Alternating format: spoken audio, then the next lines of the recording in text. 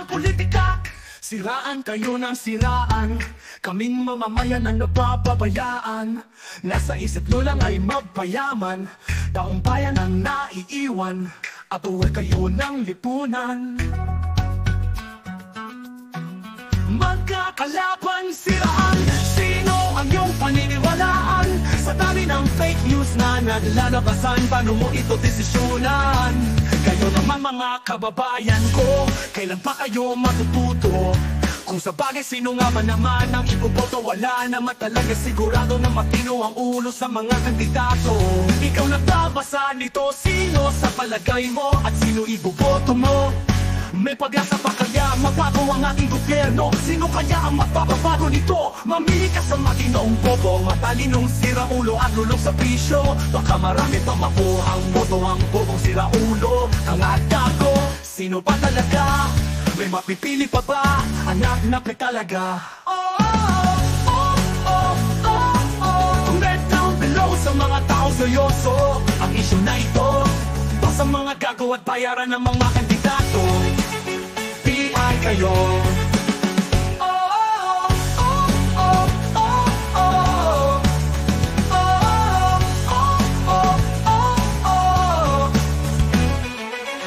Yeah, kayo.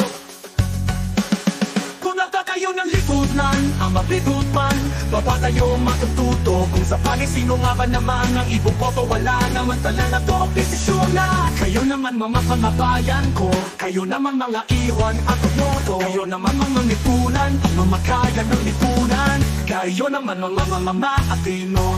Kayo naman mga kapunan, kayo naman mga kapayungan naman, mga kababayong matututo. Kung sa bagay, sino nga ba naman ang iboboto? Wala naman talaga sigurado na matino ang ulo sa matinong bubo, matulo sa mga kandidato. Kung sa bagay, sino nga ba naman ang iboboto? Wala naman talaga sigurado na matino ang ulo sa mga kandidato. Ikaw nababasa nito, sino sa palagay mo at sino iboboto mo? May pag-asa pa kaya mabago ang ating gobyerno? Sino kaya magpapabago nito? Mamili ka sa matinong bobo, matalinong siraulo at tulong sa bisyo. Baka marami pang makuha boto ang bobong siraulo, tanga at gago. Sino ba talaga? May mapipili pa ba?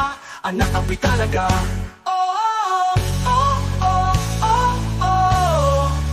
Comment down below sa mga taong seryoso ang isyu na ito. Pas sa mga gato, at bayaran ng mga kandidato, PI kayo.